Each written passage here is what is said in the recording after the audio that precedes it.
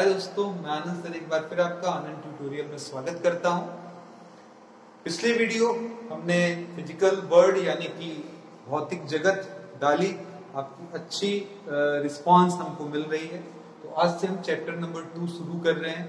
अब यहाँ पर हम इस चैप्टर को पार्ट वाइज धीरे धीरे आगे करते हुए बढ़ेंगे। तो आज की हमारी हेडिंग जो होगी वो चैप्टर तुम्हारा चैप्टर नंबर 2 यानी कि मेजरमेंट, मापन है। ठीक है, उसमें भी हम स्पेशली बात करेंगे फिजिकल क्वांटिटीज यानी कि भौतिक राशियों को।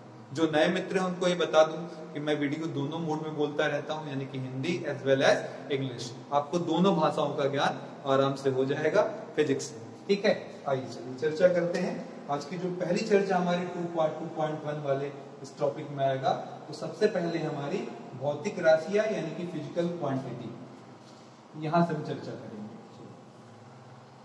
फिजिकल क्वांटिटी यानी कि भौतिक राशियां।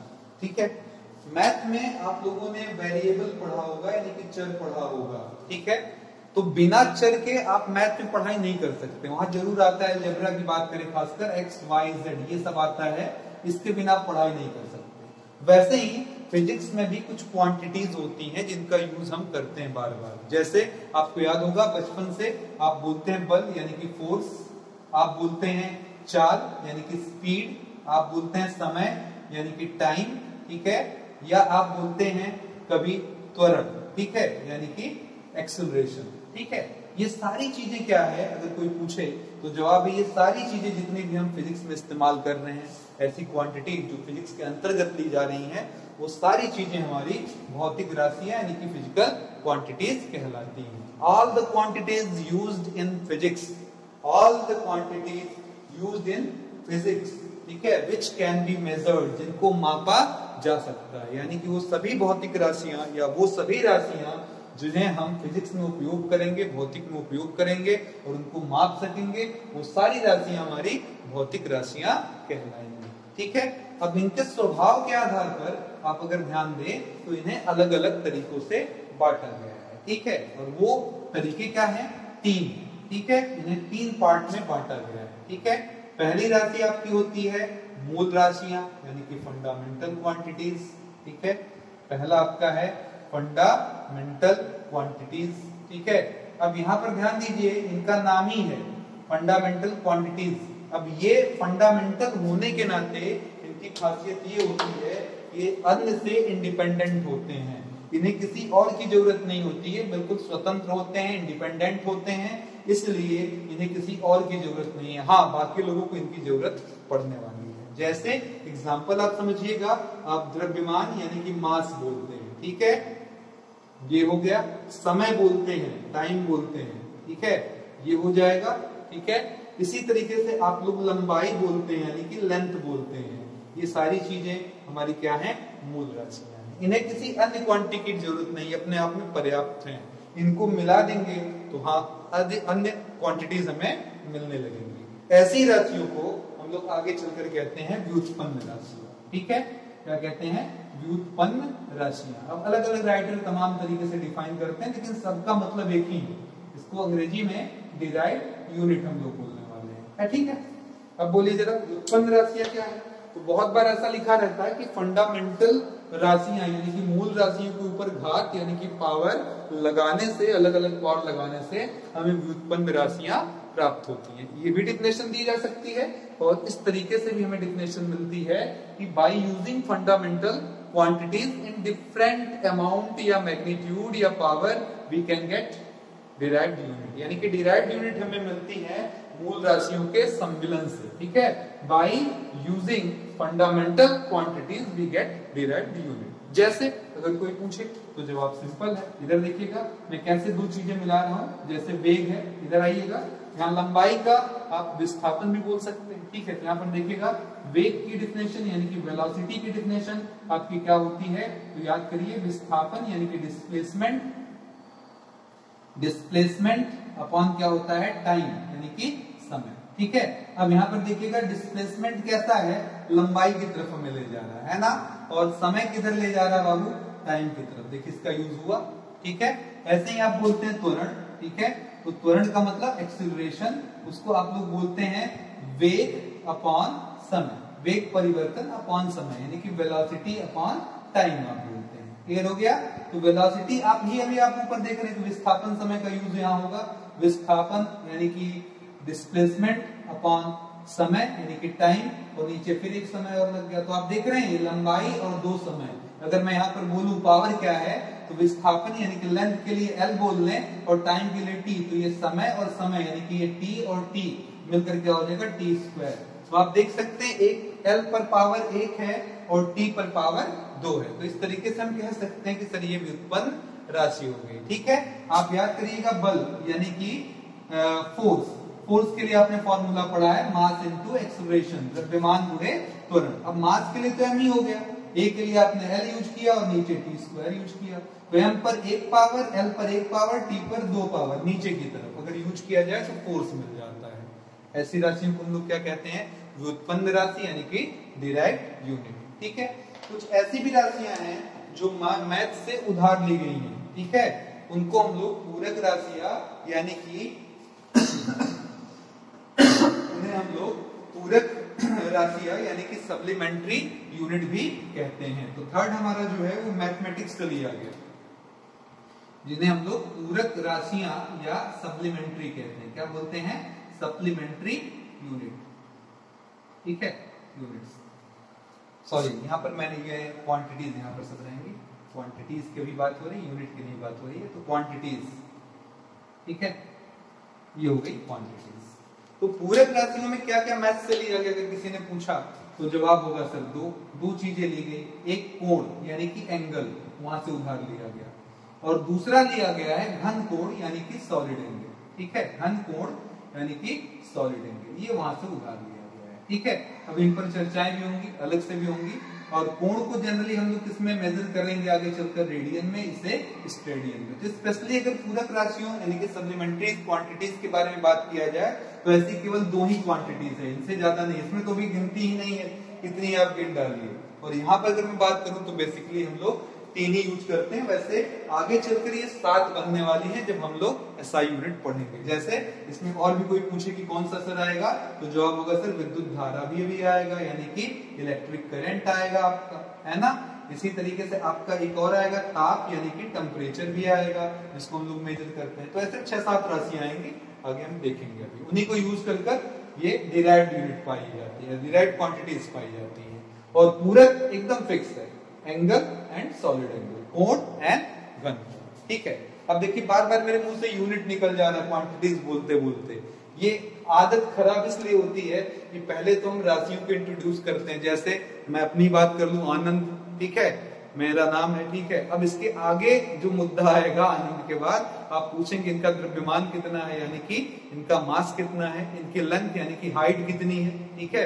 तो ये सब पूछेंगे आप, तो इसके बाद बस तुरंत हमें जरूरत पड़ेगी इन्हें मेजर करने की। डिफिनेशन भी मैंने बोला कि भौतिक राशियों का डिफिनेशन बड़ा ही सिंपल है। ये कहता है वो सारी राशियां जो फिजिक्स में यूज की जाती हैं और जिन्हें मेजर किया जा सकता है, मापा जा सकता है मेरे दोस्त। The quantities used in physics which can be measured, जिन्हें नाप सके हम, वो सब हमारी भौतिक राशि कहलाएंगे, यानी कि फिजिकल क्वांटिटीज कहलाएंगे। ठीक है, अब जब मैं बार बार यूनिट शब्द का उपयोग कर रहा हूं तो आपके दिमाग में भी आ रहा होगा सर ये क्या है। आइए देखते हैं। वैसे यूनिट बोलते हैं, आपको समझ में भी आ जाना चाहिए, ऐसा कुछ मुश्किल बात मैं नहीं कर रहा हूं। ठीक है, तो आइए जरा देखते हैं मात्रक यानी कि यूनिट, ये क्या होता है, मात्रक या यूनिट। ठीक है, अब यहाँ पर अगर बात किया जाए मात्रक या यूनिट की, तो देखिए सुविधा अनुसार, स्वादानुसार हर व्यक्ति अलग अलग माप सकता है। जैसे मैं आपसे बोलूं कि आपको यहां से यहां तक मापना है, एक एग्जांपल में ले रहा हूं, मेजरमेंट करनी है यहां से यहां तक, तो बहुत लोग कई तरीकों से नाप सकते हैं। जैसे मैं बता रहा हूं, आप अपना बित्ता ले लें, कहें सर जी 1 बित्ता, और आगे तो 2 ज्यादा हो जाएगा, तो सर जी 1 बित्ता और 4 और 4 8 1 9, 1 बित्ता 8 अंगुल। दूसरा आदमी आएगा, कहेगा सर जी मेरे पास कलम है, 1 कलम, 1 बार, 2 बार, 3 बार, ठीक है, 3 कलम। तो वो नापेगा, वो कहेगा 3 कलम, ठीक है, या 1 बित्ता 10 अंगुल या 9 अंगुल।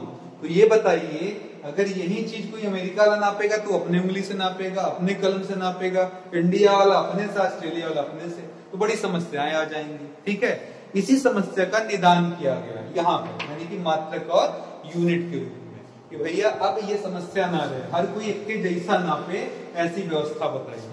ठीक है, तो यहाँ पर हमारे पास जो मात्रक है वो क्या है, तो जवाब है एक ऐसी चीज है जिससे हम किसी भी चीज को नाप सकते हैं। राशियों को अगर हमें मेजर करना है, उसके हम किस चीज से मेजर करेंगे, उसी चीज को हम मात्रक कहेंगे। जैसे लंबाई को आप मीटर, सेंटीमीटर, मिलीमीटर सुनते आए, वेट को ग्राम, किलोग्राम, कुंटल, ऐसे।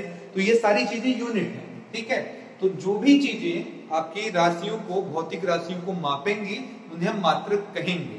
लेकिन सुविधानुसार, स्वादानुसार अगर चलेंगे तो बहुत सारी परेशानियों में पड़ जाएंगे। इसीलिए जो यूनिट होना चाहिए, उसकी सबसे बड़ी शर्त ये है कि वो यूनिट हर जगह, हर तरीके से मान्य हो। यानी कि पहली शर्त ये है कि इंटरनेशनली क्या कहते हैं इसको, एक्सेप्टेड हो, यानी कि अंतरराष्ट्रीय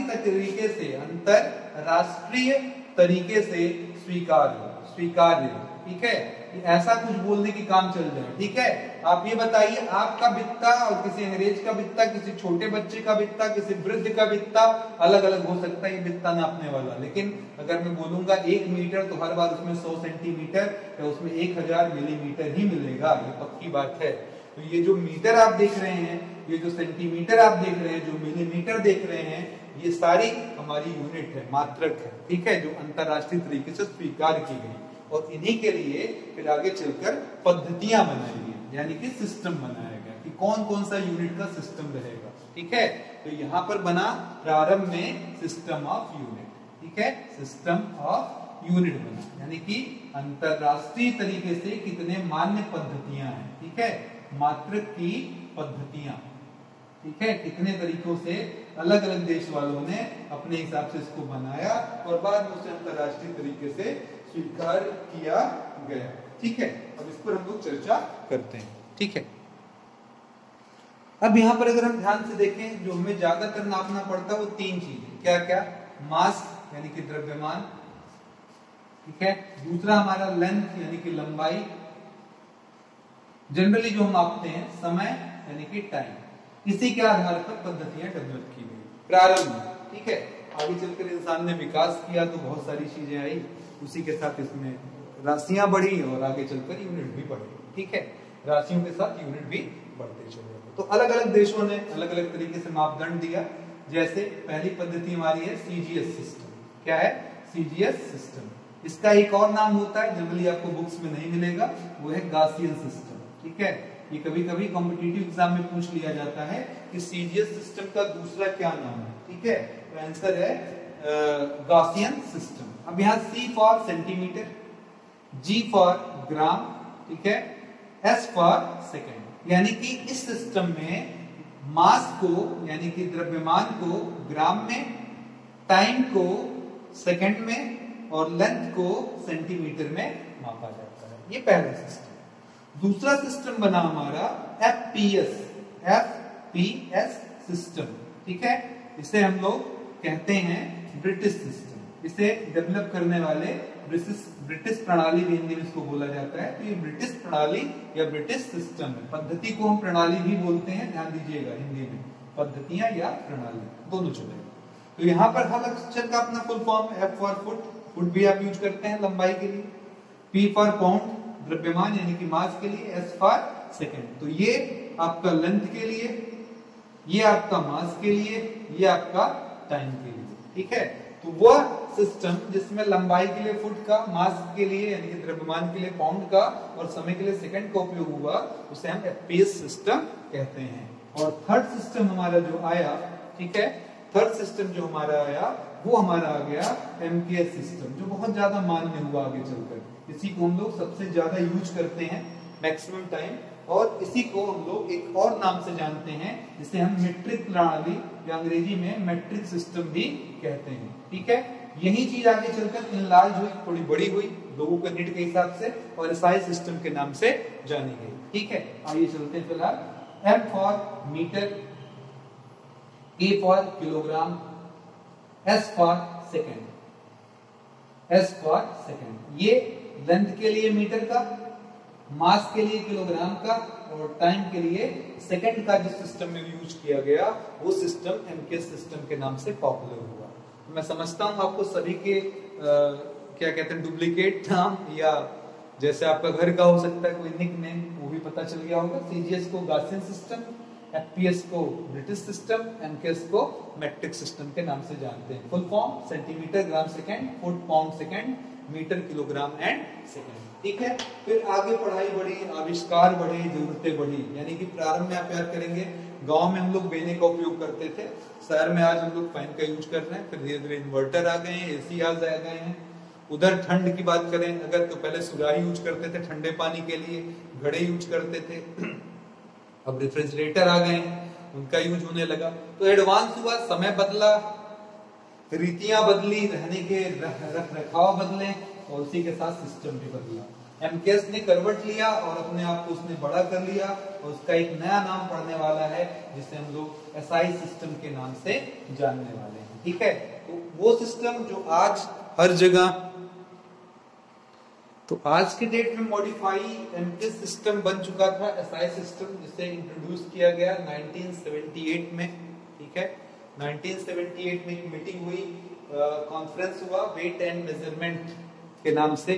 ठीक है, उस सेमिनार में या उस मीटिंग में डिक्लेयर किया गया कि आज से हम एसआई सिस्टम यूज करेंगे। इस एसआई सिस्टम का फुल फॉर्म था systeme, S for systeme, I for internationale, de units, और एमकेएस को ही कहीं ना कहीं इनलार्ज किया गया। वो इनलार्ज कैसा हुआ, इधर देखिएगा, हमने यहाँ राशियां जहां 3 थी वहां राशियां यानी कि क्वांटिटीज बढ़ाकर 7 कर ली थी, और इनके साथ पूरक राशियां भी जोड़ लें तो 2 पूरक राशियां यानी कि सप्लीमेंट्री राशियां भी बढ़ा ली थी, यानी कि कुल 9 राशियां हो चुकी थी। अब इनके कुछ मात्रक भी थे यानी कि कुछ यूनिट भी थे। ठीक है, आइए इस पर चर्चा करते हैं। जरा यहाँ पर ध्यान दीजिएगा क्या क्या बातें होने वाली हैं। ठीक है, एक एक कर हम सभी पर चर्चा करेंगे। तो आइए जरा देखते हैं। सबसे पहले राशि की बात करते हैं। तो जैसा मैंने पहले ही आपसे बोला कि हमारा सबसे पहला समस्या था किसी का द्रव्यमान मापना यानी कि मास मापना। तो इस सिस्टम ने एमकेएस सिस्टम को फॉलो अप किया और वहां से क्या चुरा लिया, किलोग्राम। ठीक है, यानी कि यूनिट के रूप में किलोग्राम यूज किया गया मास के लिए। फिर उसके बाद लेंथ यानी कि लंबाई। ठीक है, लंबाई के लिए वहीं से लिया गया मीटर। ठीक है, एमकेएस सिस्टम से। समय था हमारे पास यानी कि टाइम, टाइम के लिए यहां भी यूज किया गया सेकंड। और जो बढ़ने वाली राशियां थी उन पर भी ध्यान दीजिए क्या क्या बढ़ गया। तो जवाब था वो बढ़ जाने वाली राशियों में सबसे पहले बढ़ने वाली राशि थी विद्युत धारा। ठीक है, यानी कि इलेक्ट्रिक करंट। और इसके लिए जो मात्रक यानी कि यूनिट यूज होने वाला था वो था एम्पियर, जो कि आपने पिछले क्लास में पढ़ लिया। ठीक है, एम्पियर। ठीक है, इसके बाद आपकी अगली राशि जो पड़ गई वो आपकी ताप बढ़ गई यानी कि टेम्परेचर। ठीक है, और उसके लिए केल्विन यूज किया गया। देखिए बहुत लोग सेल्सियस बोल देते हैं, सेल्सियस भी मेजरमेंट की करता है, ताप का ही माप लेता है। ठीक है, ताप को हम उसमें भी मेजर कर सकते हैं, पर अगर हम एसआई सिस्टम की बात स्पेशली कर रहे हैं तो वहां हम लोग केल्विन ही लेंगे। ठीक है, अब ये द्रव्यमान के बाद एक और भी चीज जो द्रव्यमान का जुड़वा भाई जैसा लगता है वो है पदार्थ की मात्रा। ठीक है, पदार्थ की मात्रा यानी कि substance, amount of substance, amount of substance. ठीक है, ये हुआ हमारा सवाल। ये है पदार्थ की मात्रा यानी कि अमाउंट ऑफ सब्सटेंस किसमें मापा गया, तो जवाब है मोल। अब यहाँ पर बहुत लोग थोड़ा सा चौंकेंगे, वो कहेंगे सर पदार्थ की मात्रा द्रव्यमान में क्या अंतर है। द्रव्यमान का मतलब आलू प्याज टमाटर हाथी घोड़ा। ठीक है, और पदार्थ की मात्रा का मतलब केमिस्ट्री में यूज होने वाली चीजें जैसे कार्बन, नाइट्रोजन वगैरह, उनको मेजर करने के लिए क्या यूज करने वाले हम लोग, मोल यूज करने वाले हैं। ठीक है, फिर आगे आ गया हमारा तीव्रता। ठीक है, प्रकाश की तीव्रता। ठीक है, intensity of light, intensity of light. ठीक है, इसके लिए कैंडेला यूज किया गया, कैंडेला। ठीक है, यूज किया गया, शॉर्ट में सीडी। ठीक है, कैंडेला यूज किया गया, प्रकाश की तीव्रता। जैसे आजकल हम लोग बल्ब यूज करने वाले हैं, बल्ब यूज कर लेते हैं।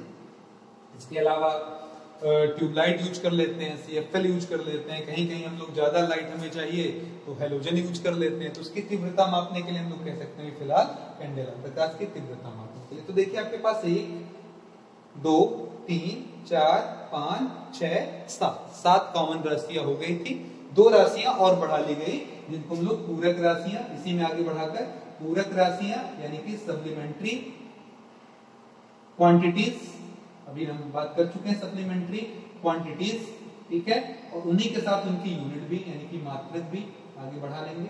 क्या क्या है, तो जवाब है सर अगर कोण मापना पड़ा यानी कि एंगल मेजर करना पड़ा तो हम लोग रेडियन यूज करेंगे, ठीक है, RADIAN रेडियन यूज करेंगे। और अगर हमें घन कोण मापना होगा, ठीक है, सॉलिड एंगल मापना होगा तो हम लोग क्या यूज करेंगे, जवाब है सर उस केस में हम स्ट्रेडियन यूज करेंगे, ठीक है, स्ट्रेडियन यूज करेंगे, ठीक है। तो इस तरीके से अगर बात किया जाए कि इसमें कितनी राशियां हैं तो जवाब है 7 मूल राशियां यानी कि 7 फंडामेंटल क्वांटिटीज हैं और उनके 7 यूनिट यानी कि 7 मात्रक हैं, उनके साथ +2 होकर 2 सप्लीमेंट्री क्वांटिटीज +2 उनके और एक्सेस यूनिट, ठीक है। आगे चलकर इन सभी की डिफिनेशन बनाई गई ताकि कोई भी देश झोल झाल ना कर सके कि हम 1 किलो आलू अमेरिका से खरीद कर लाएं और इंडिया में आने पर वो 100 ग्राम हो जाए, ठीक है, या फिर इंडिया में हम 1 किलो आलू 100 ग्राम आलू खरीदें और वहां पर जाकर 2 किलो हो जाए। इससे बचने के लिए कुछ अंतरराष्ट्रीय डिफिनेशन बनाई गई और कुछ मानक रखे गए इन किलोग्राम के, इन मीटर के, इन सेकंड्स के, इन एम्पियर के, इन केल्विन के, मोल के, कैंडेला के, ठीक है, रेडियन के और स्ट्रेडियन के, ठीक है, जिन्हें आपको रटना पड़ता है। आपके एनसीईआरटी में टेबल बनाकर दिया हुआ है, ठीक है। हम एक बार थोड़ा थोड़ा डिस्कशन हर राशि पर करते चलेंगे बारी बारी से। 1 किलोग्राम की डिफिनेशन क्या थी, 1 मीटर की क्या थी, 1 सेकंड की डिफिनेशन क्या थी, मानक डिफिनेशन एसआई वाली एक एक डिफिनेशन, एम्पियर की क्या डिफिनेशन होती है, केल्विन की हम थोड़ा समझाते हुए चलेंगे तो आपको थोड़ा सा याद करने में सुविधा हो जाएगी, ठीक है। लेकिन फिर भी मैं बार बार कहूंगा ये डिफिनेशंस हैं, इन्हें याद करना पड़ता है। जैसे बल यानी कि फोर्स की डिफिनेशन, धकेल या खिंचाव को बल कहते हैं यानी कि पुश और पुल इज कॉल्ड फोर्स, इसमें कोई आर्गुमेंट नहीं, इसे रटना ही पड़ेगा, ये डिफिनेशन है भाई, क्लियर। तो चलते हैं इन सभी राशियों की डिफिनेशन पर एक चर्चा मार लेते हैं, ठीक है।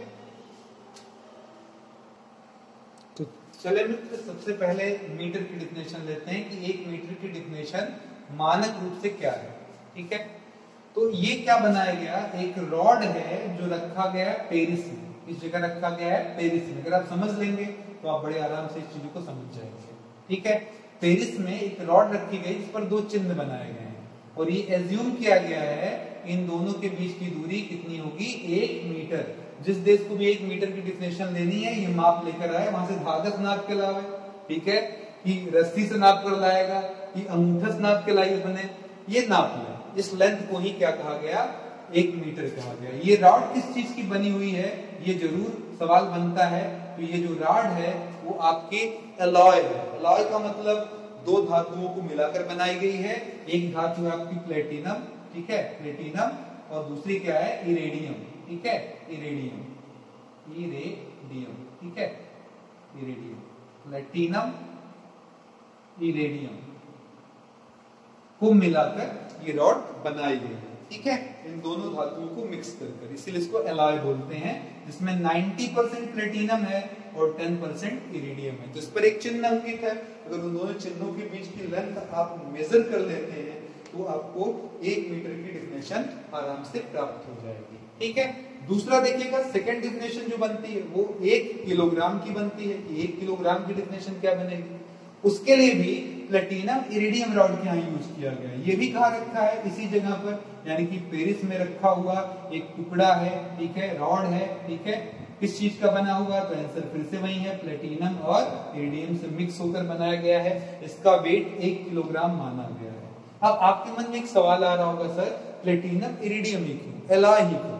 तो जवाब है कि असल में जनरली चीजों को अगर हम लोग बात करें मेटल्स की यानी कि धातुओं की या चालकों की यानी कि कंडक्टर की, तो वो टेम्परेचर पाकर या मौसम का मार झेलकर उनका अमाउंट बढ़ता या घटता, फैलता है, एक्सपेंड करता है या सिकुड़ता है, ऐसा कुछ होता है। लेकिन एलॉय होने के नाते इसके अंदर ये प्रॉपर्टी बहुत कम पाई जाती है, इसीलिए हम लोग प्लेटिनम इरिडियम धातु का यहाँ इस्तेमाल करते हैं। क्लियर हो गया? अगला हमारा सेकंड की डिफिनेशन बनेगी कि 1 सेकंड की अंतरराष्ट्रीय डिफिनेशन क्या होगी, ठीक है। तो अगला सवाल है कि 1 सेकंड की क्या परिभाषा बनती है। तो जवाब है, एक घड़ी बनाई गई, परमाणु घड़ी, इसको हम कह सकते हैं एटॉमिक क्लॉक, ठीक है, एटॉमिक क्लॉक, जिसमें इसका इस्तेमाल किया गया सीजीएम का। अब आप लोग कंपन या वाइब्रेशन समझते होंगे, ना समझते हो तो याद करिएगा, एक सरल दोलक यानी कि सिंपल पेंडुलम, अगर मैं इसे यहाँ ए पर रखूं, इसको ऐसे पकड़ कर छोड़ दूं, तो एक बार ये उधर जाएगा, उधर से फिर इधर आएगा, मतलब ए से ए जाएगा, ए से उधर जाएगा बी की तरफ, और बी से वापस ए पर आएगा। इसी चीज को हम लोग एक दोलन या एक कंपन बोलते हैं, यानी कि वन वाइब्रेशन बोल सकते हैं, इसको एक सिंगल वाइब्रेशन बोल सकते हैं। वह समय जिसमें ए से ए तक वापस ए आ जाए, ए से चले वापस ए पर आ जाए, उसे हम एक वाइब्रेशन बोलेंगे, ठीक है, या एक ऑक्सीलेशन बोलेंगे, ठीक है, दोनों चीजें एक ही है, फर्क शब्दों का है थोड़ा सा, ठीक है, एक वाइब्रेशन या एक ऑक्सीलेशन बोलेंगे। तो अगर हम सीजियम नाम का कोई परमाणु यानी कि एटम ले लें, उससे घड़ी बनाएं और उसके कंपनों को याद करें, जितने देर वो ये इतना कंपन करेगा वह समय ही आपका क्या कहलाएगा, 1 सेकंड कहलाएगा। कितना, 91, 92, 63, 17, 72, ये किसी का फोन नंबर समझ लें और याद कर लें, 91, 92, 63, 17, 72, 91, 92, 63, 17, 72 बार वाइब्रेट करने में सीजियम को जितना समय लगता है उसे 1 सेकंड माना गया, ठीक है। आगे चलते हैं, 1 केल्विन की डिफिनेशन बनाते हैं, ठीक है। बहुत ही आसान चीज है मित्रों, इसमें कुछ याद थोड़ा सा करोगे तो याद हो जाएगा, और याद करना ही पड़ेगा, मानक डिफिनेशन आपके होम एग्जाम में पूछी जाती है।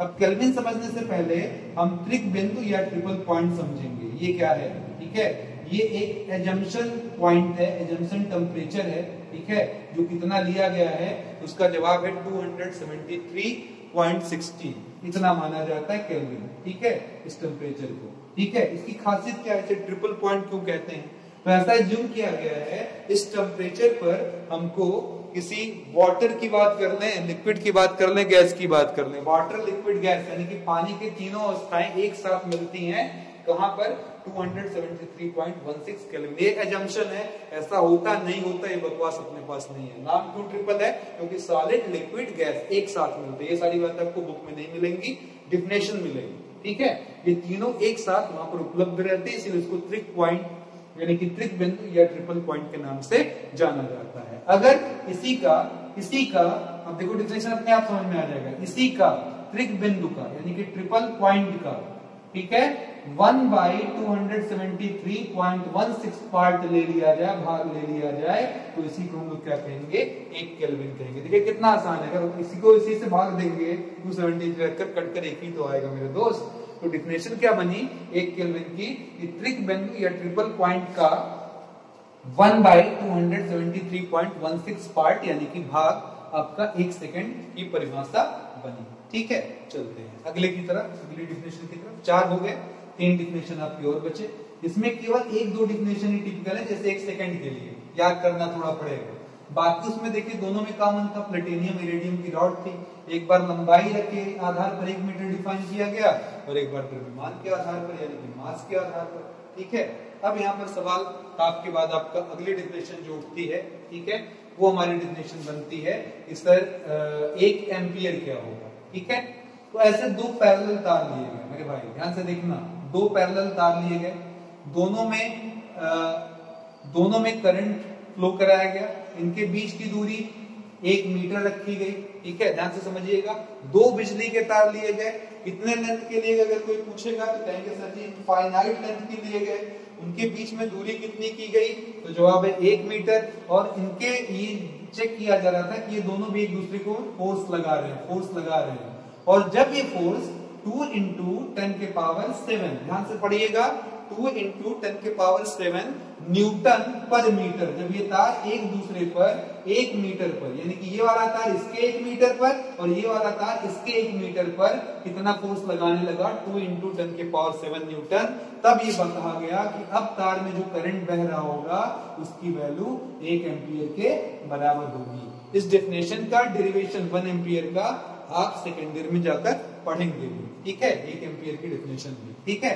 तो यहाँ पर देखिएगा मैंने क्या कहा, 2 तार इनफाइनाइट लेंथ का, कितने लंबाई का मुझे नहीं मालूम, लेकिन उनके बीच में दूरी गैप जो रखा गया 1 मीटर, और ये देखा गया कि अब ये तार अगर उसके 1 मीटर पर इतना 2 × 10⁷ न्यूटन, या ये वाला तार इसके ऊपर 2 × 10⁷ न्यूटन का अगर फोर्स लगा रहा होगा, तो पक्की बात है दोनों में बहने वाले करंट की वैल्यू 1 एम्पियर के बराबर होगी, ठीक है, चलते हैं। अगला है पदार्थ की मात्रा यानी कि मोल। एक मोल की डिफिनेशन क्या है?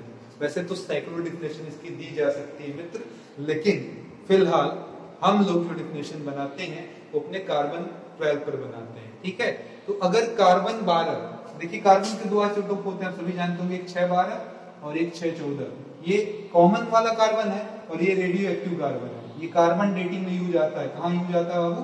कार्बन डेटिंग में इसका उपयोग हम लोग करते हैं। यानी कि कोई फोसिल यानी कि नीचे मरा हुआ पदार्थ, डायनासोर की हड्डी, आदिमानव की हड्डी मिले और वो कितना पुराना है जानना हो, वो जो सिस्टम यूज किया जाता है उसी को कार्बन डेटिंग कहते हैं। और उसमें हम लोग क्या यूज करते हैं? कार्बन 14 का यूज करते हैं। तो बात कार्बन 14 की नहीं हो रही है, नॉर्मल कार्बन की बात हो रही है। अगर हम 12 ग्राम, ठीक है, 12 ग्राम कार्बन लें, ध्यान से सुनिएगा, 12 ग्राम कार्बन ले, कौन सा? C12 वाला, ठीक है, और इसमें काउंट करें कितने परमाणु हैं, कितने एटम्स हैं, परमाणुओं की संख्या। तो डिफिनेशन क्या बनी? Number of atom in 12 gram of carbon 12। Carbon 12 में 12 ग्राम में जितने भी एटम मिलते होंगे उसी को हम लोग एक मोल बोलते हैं। उसी को हम लोग क्या कहते हैं? मोल बोलते हैं। ये बताता है किसी भी एक संख्या को प्रदर्शित करता है जो इसके द्वारा, डेफिनेशन के द्वारा दी गई कि 12 ग्राम कार्बन में जितने भी कार्बन 12 के परमाणु यानी कि एटम्स मिल जाए उन्हें हम लोग एक मोल कहेंगे। आगे चलकर एवोगाद्रो नंबर से भी आपकी मुलाकात होगी, वहां और बातें होंगी। फिलहाल अभी इतना ही, ठीक है, इतना काफी है। जैसे नॉर्मल कहते हैं कि सर जी हमारे पास 100 ग्राम के आलू है, ऐसे समझो 100 ग्राम के आलू है, तो 1 किलो डिफिनेशन का होगा, कहेंगे 1 किलो में ऐसे आलू के 10 आलू चढ़ जाएंगे, तो 10 आलू बराबर 1 किलो, ऐसे डिफिनेशन दी गई कि 1 मोल बराबर क्या हो जाएगा? कार्बन 12 के 12 ग्राम में, ठीक है, जितने आलू, आलू नहीं, कार्बन 12 की संख्या, कार्बन 12 की संख्या किसमें? 12 ग्राम में जितना होगा उसी को हम लोग एक मोल बोलेंगे। ठीक है, चलिए अंतिम डिफिनेशन की तरफ चलते हैं जो थोड़ा सा रट्टा मार है। ठीक है, थोड़ा रटना पड़ेगा, आपको याद करना पड़ेगा। तो चलिए, तो अंतिम डिफिनेशन बनती है 1 कैंडेला, 100% रट्टा मार डिफिनेशन है। अगर एक हम बल्ब ले लें जो मोनोक्रोमेटिक हो यानी कि एक वर्णी प्रकाश हो, इसका सेंस समझते हैं? मोनोक्रोमेटिक का मतलब केवल एक ही चीज का, मतलब नॉर्मल लाइट, व्हाइट लाइट में आप जानते हैं 7 कलर होते हैं। विद गॉड पिछले क्लास में आपने पढ़ा, violet, indigo, blue, green, yellow, orange and red. अभी मैं क्या बोल रहा हूँ? मोनोक्रोमेटिक मतलब केवल एक रंग। अगर नीला रंग फेंक रहा तो केवल नीला है, लाल है तो केवल लाल है, और जिसकी फ्रीक्वेंसी है 540 इंटू 10 के पावर 12 हर्ट्ज, उसकी फ्रीक्वेंसी उस लाइट की कितनी है? 540 इंटू 10 के पावर 12 हर्ट्ज, और वो 1/683 वाट पर स्टेडियन की इंटेंसिटी पैदा करता हो। ठीक है, तीव्रता पैदा करता हो, 1/683 वाट पर स्टेडियन की विकिरण तीव्रता हो उसकी। ठीक है, प्रकाश इतने हर्ट्ज का हो और उसकी तीव्रता यानी कि इंटेंसिटी इतनी हो 1/683 वाट पर स्टेडियन, तो उसी को हम लोग क्या कहेंगे? कैंडेला कहेंगे। उम्मीद करता हूं आज की क्लास आपको काफी पसंद आए और सिस्टम ऑफ यूनिट और साथ ही साथ यूनिट, इसके अलावा क्वांटिटीज आपको बहुत ही क्लियरली समझ में आ जाए। आपकी प्यारी कमेंट्स, नेक सलाह की हमें बहुत आवश्यकता है, तो जरूर कमेंट्स, लाइक और डिसलाइक्स बनाए रखिए और जरूर इसको लागू रखिए नीचे के इनबॉक्स में। ठीक है, इसी के साथ मैं लेता हूं आपसे इजाजत। जय हिंद, जय भारत।